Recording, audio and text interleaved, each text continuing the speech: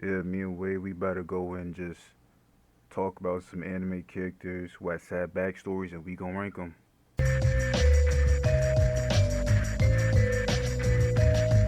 He was a pirate. He fell in love with this girl, but this girl hated motherfucking pirates. Like she despised them.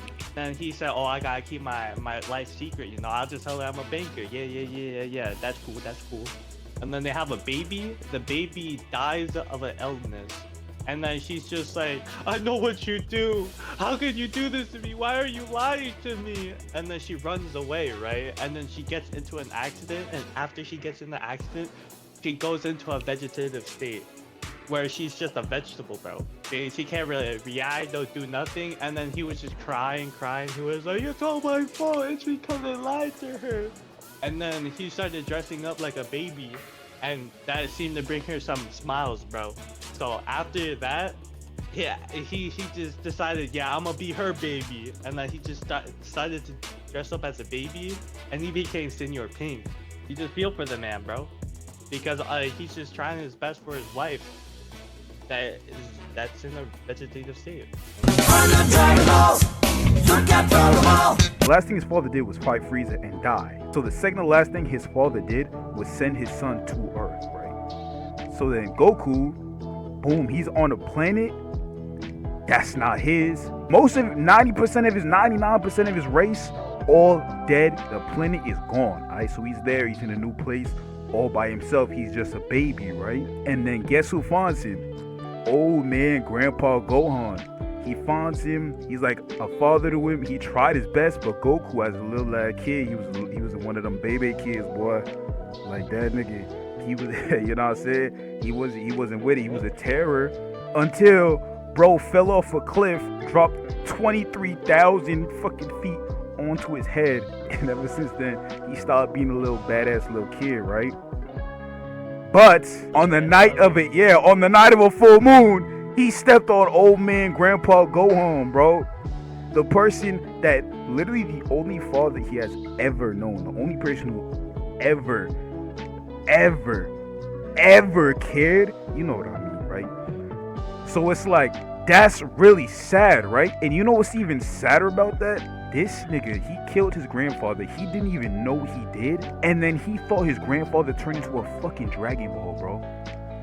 Like that's not sad, bro. Like, come on, that's sad, bro. When he realized, when he saw Vegeta turn to a ape, way in Z, bro. When he saw Vegeta turn to an ape, he's like, wait a minute.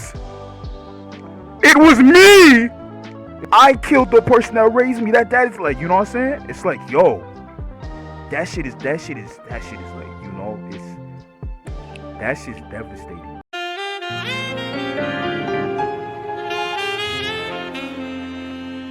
She was born into a family of archaeologists, and because of that, you know, she grew up learning the ancient language.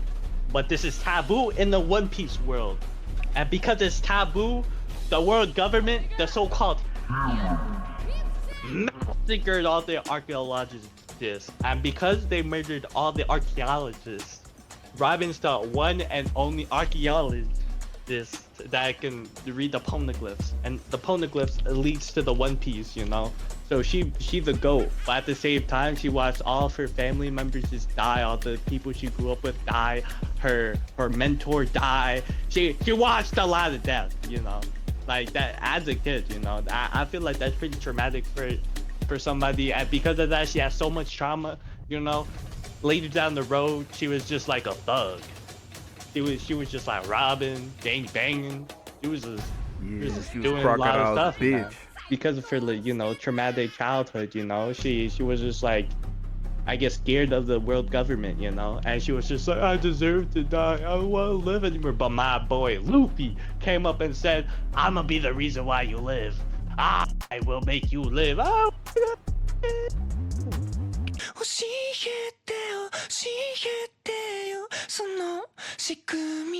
His father died when he was young, right? The reason why Kaneki likes books is because his father liked books and had a whole lot of books, right? But it's just him and his mother, right? She overworked herself so bad that she died, and she was working so hard to provide for Kaneki and her sister. You don't want to be like this.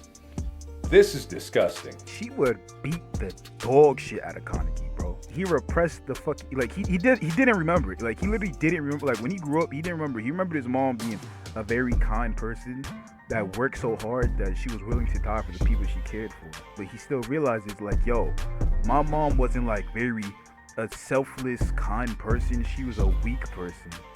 Or she worked so hard to make others happy, and she took that shit out on me when she just couldn't fucking take it no more. After she died, he had nobody except his nigga Hide. And when he thought that nigga Hide died just from the comeback, oh my gosh, bro. But when he thought Hide died, he was just fucking done completely, bro, right? Because that's all he had. But remember last time he tried to open himself up for someone who wasn't Hide? You remember who that shit was, Wade? Rize! No. It was Rize! Yeah. The first girl that was ever interested in, bro. The first girl, he was like, yo. He was like, I met this beautiful girl at the bookstore. She asked, we're going on a date. I'm so happy. Took the glasses off. He thought maybe she was gonna get freaky or some shit. But she was like, hey, Kaneki, I'm not gonna eat your dick. I'm gonna eat your soul, little nigga. And this nigga was really about to die. He feared for his damn life before all that construction shit fell on him and he thought he was about to die. But he didn't. He didn't die. Instead, he became a ghoul, which is essentially just like fucking monster demon shit, right? Literally, his entire life changed forever. And because he became a ghoul, that shit ended up, you know, like it results in some positive shit, like as you said, nigga ended up getting cheeks and like, yeah. He became a leader, yeah, whatever, right? It also led to another thing that was pretty fucking terrible.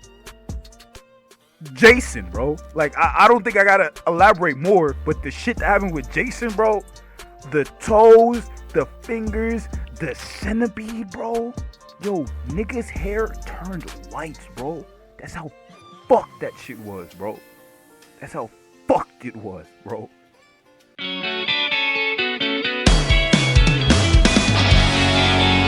Lua has the saddest, most tragicest backstory ever, bro.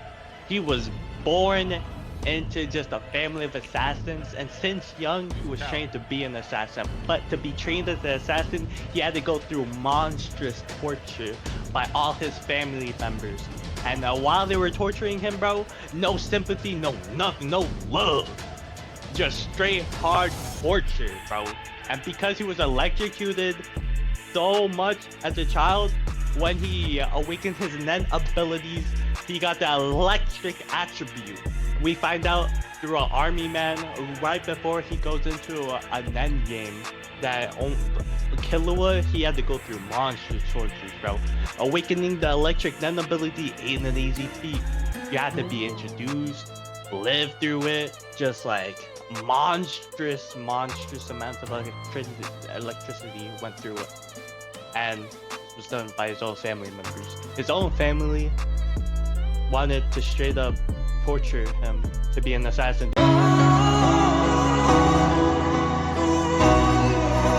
His mother, who is hanging from a fucking tree, she's dead, by the way, and he just falls out. He's found by this gang of bandits. You know, they take him in, they raise him. He's like, oh, you know what? Shit, you know, his mom died. It's not this. At least he's gonna get sit here and maybe the bandits are not the best people, but at least they're gonna take care of him. You know, they're gonna raise him, make sure he's all. No.